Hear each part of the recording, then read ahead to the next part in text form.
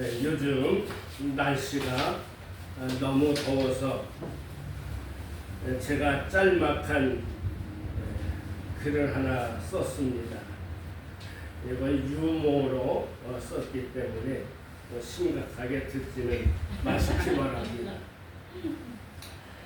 목사와 조폭의 같은 점과 다른 점. 목사와 조폭 같은 점, 주로 검은 양복을 입는다. 인사는 90도 각도로 한다. 그 다음 몰려다닌다. 네 번째로는 식사 후에는 다른 사람이 돈을 낸다. 또 다른 점은 목사는 살린다. 조폭은 죽인다. 그렇게 한번 써보았습니다. 오늘 설교 제목은 길갈에 세운 돌 기념비, 이러한 제목을 가지고 말씀을 드리겠습니다. 모세는 가나안 땅을 점령하기 위해서 12명의 정탐꾼을 선발하여 보냅니다. 이 12명의 정탐꾼들 중에는 여호수아와 갈렙이 있었습니다.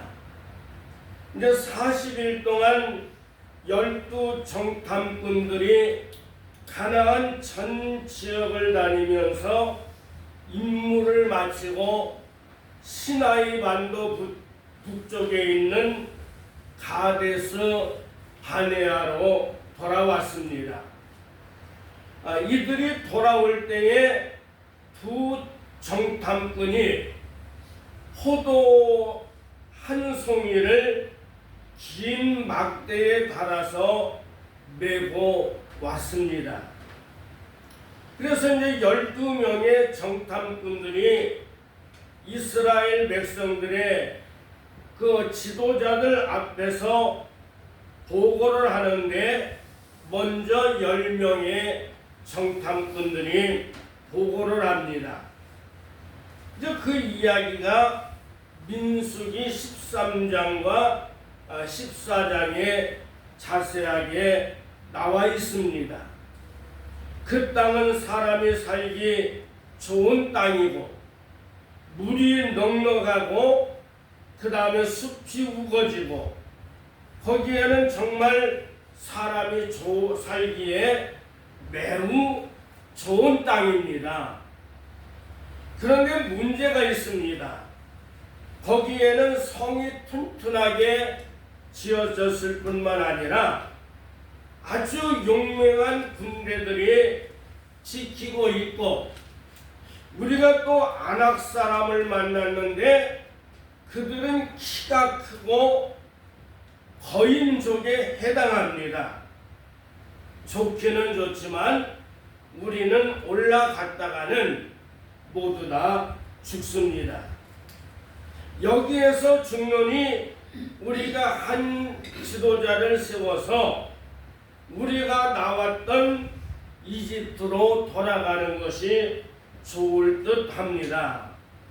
이런 보고를 했습니다. 그런데 이제 같이 갔던 여호수아와 갈렙이 나와서 이야기를 합니다. 그 땅에 비록 엄청난 힘을 가진 군대가 있고 거기에 아무리 많은 그 무기가 있다 할지라도 하나님의 약속의 말씀을 믿고 올라가면 우리가 그 땅을 능히 차지할 수 있습니다. 그런데 이제 그 이야기를 들었던 사람들의 반응이 왔습니다. 여호수아와 갈렙의 말에 귀를 기울이는 사람이 없고 숫자가 많은 10명의 사람들에게 사람들은 귀를 기울이고 10명의 사람들이 옳다고 말을 합니다. 그리고 사람들은 밤을 새워서 웁니다. 왜 우리를 이곳으로 이끌어내서 이곳에다가 공동묘지를 만드느냐? 그러면서 여호수아, 갈렙, 모세를 향하여 돌을 듭니다. 근데 그 이야기를 위에서 하나님이 다 들으시고 내려다 보셨습니다. 지금까지 놀라운 기적을 행하셨거든요. 홍해를 가르시고 이 광야를 지날 때에 하나님이 불기둥과 구름기둥으로 보호하셨고, 거기는 사람들만 나온 것이 아니라 엄청나게 많은 짐승들도 나왔습니다. 그들을 먹이고 입히고 오늘까지 도와주신 하나님인데 하나님을 불신합니다. 그래서 하나님이 이제 이렇게 말씀을 합니다. 40일 동안 정탐한 그 기간을 기준으로 해서 하루를 1년씩 계산해서 40년 동안 광야 생활을 할 것이고, 이 광야 생활 중에 40년 안에 이집트에서 나온 20세 이상 된 사람은 여호수아와 갈렙을 제외한 모든 사람은 사막에서 죽을 것이다. 나머지 2세들이 저 가나안 땅에 들어갈 것이라고 하나님이 그렇게 말씀을 했습니다. 오늘 본문으로 돌아와 보게 되면 오늘 읽지는 않았지만 우리 한번 19절 말씀을 함께 읽겠습니다. 19절입니다. 정월 10일에 백성이 요단에서 올라와서 여리고 동편 지경 길갈에 진침해, 이스라엘 백성들이 요단강을 건너고 가나안 땅 약속의 땅을 발로 밟은 날이 정월 10일이라 그렇게 말씀을 했습니다. 보통 우리가 쓰는 그 달력은 태양력이라고 말합니다. 근데 태양을 기준으로 해서 365일을 정하지요. 근데 과거에 그 인간은 처음에는 태양력이라는 것이 없고 태음력이 있었습니다. 그래 음력을 기준으로 해서 카렌다를 만드는 거예요. 여러분, 우리나라도 이 태양력, 우리가 쓰는 이 달력을 만든 지도 오래되지 않았습니다. 조선시대 말기에 이 태양력을 중심으로 한 달력이 만들어졌습니다. 그래 이스라엘에서는 이런 보통 태양력도 쓰고 태음력도 쓰는데, 유대력은 종교력이라는 게 있어요. 종교를 기준으로 한 그런 달력이 있는데, 1월달을 보통 유대 사람들은 압비월이라고 그렇게 말합니다. 그러니까 여기 압비월 10일 날 이스라엘 백성들이 요단강을 건넜다, 그런 뜻이 되는 것이지요. 그런데 이 압비월이라는 말이 이제 그 이스라엘 백성들이 바벨론에 포로 생활을 한 지 70년이 되고 난 다음에 포로에서 돌아오고 난 다음에는 압비월이라는 말을 쓰지 않고 니산월이라는 말로 씁니다. 그래서 예수님이 니산월 14일 날 십자가에 죽으시고, 예수님이 니산월 15일 날에는 무덤에 내려가셨고, 예수님이 니산월 주일 날에는 부활했다. 그런데 니사놀이라는 말로 바뀌었어요. 그런데 이스라엘 백성들이 이집트를 탈출을 해서 출발한 날이 아비월 14일입니다.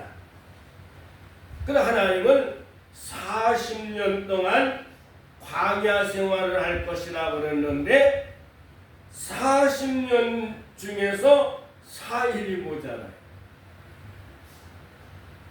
만 40년에서 4일이 모자라서 이 요단강을 건너가게 되었어요. 그런데 홍해가 갈라진 것은 이스라엘 백성들의 그 요단강을 건너는 것과 한 열흘 차이가 됩니다. 그래 이스라엘 백성들이 이 요단강을 건너갔는데 이제 오늘 본문에는 이스라엘 백성들이 이제 요단강을 건너는 이야기를 이제 3장에서도 했는데 다시 또 보충을 하는 거예요. 그래서 성경은 이렇게 시간 순서대로 기록한 것이 아니라 어떤 결론을 내놓고 뒤에 가서 또 설명을 합니다. 결론을 내놓고 설명을 하기 때문에 이 성경을 읽는 독자들이 상당히 혼란을 가지고 와요. 그래서 그런데 여호수아가 특히 그렇습니다. 그래 오늘 우리 한번 본문 우리 4장 1절에서 한번 5절까지를 우리 함께 읽어보겠습니다. 온 백성이 요단 건너기를 마침에 여호와께서 여호수아에게 일러 가라사대 백성의 내 지파에 한 사람씩 12사람을 택하고 그들에게 명하여 이르기를 요단 가운데 제사장들의 발이 두개 선 그곳에서 돌 12를 취하고 그것을 가져다가 오늘만 너희의 유숙할 그곳에 들어하라. 여호수아가 이스라엘 자손 중에서 내 지파에 한 사람씩 오면 그 12사람을 불러서 그들에게 이르되 요단 가운데 너희 하나님 여호와의 궤 앞으로 들어가서 이스라엘 자손들의 지파의 소매로 각기 고난 계시 취하여 어깨에 매라. 여기 이제 2절과 이제 4절에 보게 되면 이스라엘 12지파에서 한 사람씩 그 지도자를 불러냅니다. 근데 이제 여기에서만 불러낸 것이 아니라 이미 그 3장 12절에 12사람을 택했다. 그래서 이제 3장에서는 12사람에게 어떤 이야기가 없고 그 다음에 이제 여기에 와서 또 12사람의 그 지파에 대한 이야기가 나옵니다.